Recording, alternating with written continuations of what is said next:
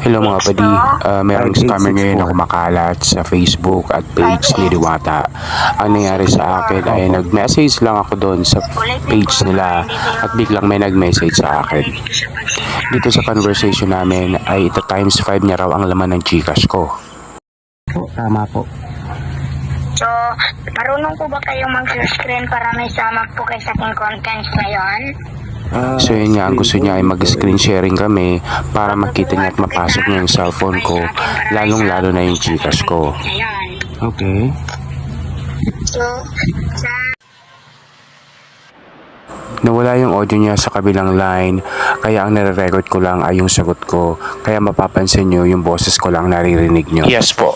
Na-off ko kasi yung video sa kabilang cellphone, hindi ko naman napansin. Kaya, Bali, ang bibigay mo so sa maririnig akin nyo yung ay mga sagot ko dito 15,000? sa scammer. Ang gusto niya nga ay